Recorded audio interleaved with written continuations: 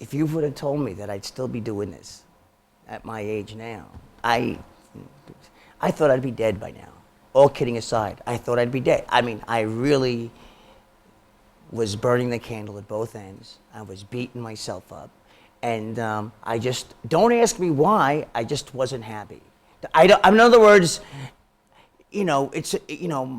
everything I wanted came true, yet I was still unhappy. And then once I got once I got sober and stuff, and things just really, I got a second chance. So in answer to your question, it's gonna be even better because we're trying so hard.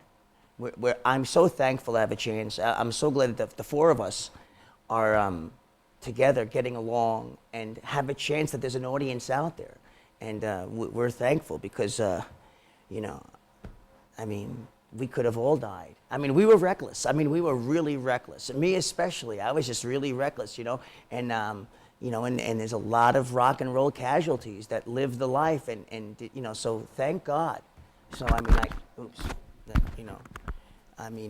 thank God I have another chance. But now I'm the opposite. Now I'm addicted to running.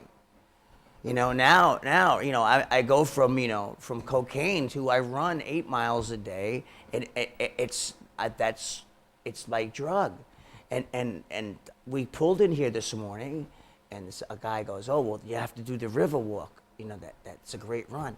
And I sound checked, and I ran out, and boy, you got a great run. There's a wood path, and then the tarp, and I went all the way down to the freeway, to the mansion, the estate, the Glenson, the Glensheen. Ran down there, ran back, and that was a great run, And I'm missing the old what's the marathon next week? Grandma's.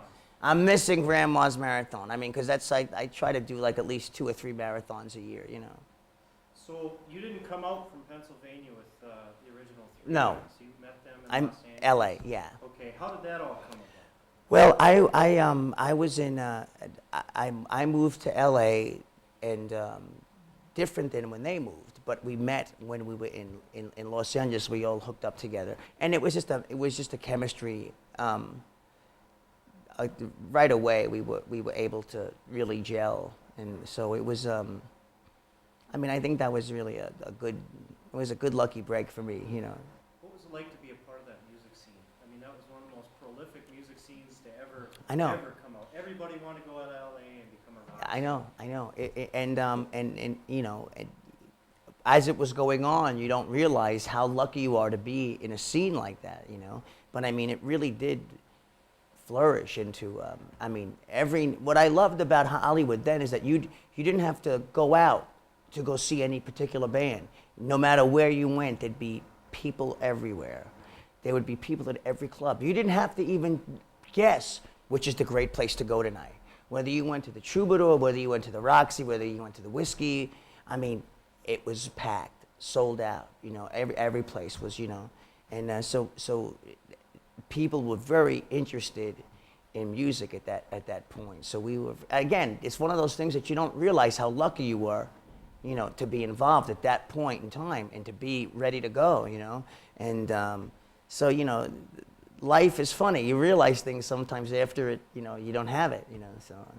So you guys took off in '86 with the Cat Dragon Right. tour. What is touring different from then as opposed to now? Well, we're all a little, I think we're all a little, we're much more tolerant of each other. I think we're much more, we respect the fact that we're all different. In the old days, when you're starting out, you really have to have this almost like gang mentality because it's just you and the 3 other guys. It's only the 4 of you believing in something that really is against conventional wisdom. Gee, Mom, I want to play guitar and I'm going to make it famous in a rock band. Well, anyone in their right mind, if they're a good parent, is going to say, you're out of your mind. Go to school, finish school. Once you get your law degree, then you can go play with the lead guitar thing. And so we really had that camaraderie of basically 4 people that, wouldn't take no for an answer. And for every person that does make it, there's a lot of people that don't make it, not because they're any less talented, just because sometimes the timing and the breaks and the luck happen to just fall into place. And we were very lucky, and I like to think that maybe we were a little talented, but we were very, very blessed. And and again, the ironic thing is to be blessed to make it, and then to almost self-destruct seems to be so an ungratifying thing to do after you're lucky enough to get somewhere, and then you try to break it. Is kind of doesn't make sense. So again, hindsight's 20/20. But now that I have this clarity, as if the four of us do, we realize what a gift it was. And what a legacy it has. So we really try to respect everyone's needs and feelings, and give each other space, but at the same time also relish the fact that this band is sometimes, the synergy of the band is actually bigger than us individually, and you have to just go with it. Now, describe what it was like to hear your first single out on the radio. As opposed to it's magical. Songs in the radio. No, it was magical. I mean, you got to understand. I'm 24 years old, exactly. And no, but I mean, I mean, in 80, I was 24 years old, and and I'm listening. I mean, it's like watching Happy Days. It's like it's magical. I mean, your whole life you wanna. No one. When you first start, you're not trying to make money. You want to be famous. You want people to love you. I mean, I don't think that's changed. I think we still want people to love us.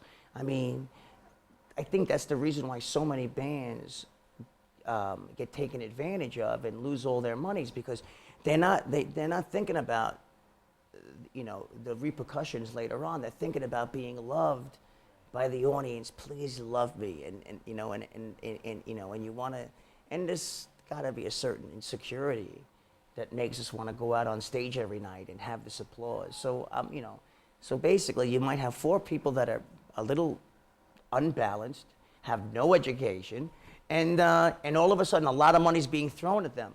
Boy, that sounds to me like a very good, that sounds like a good opportunity for someone to swindle.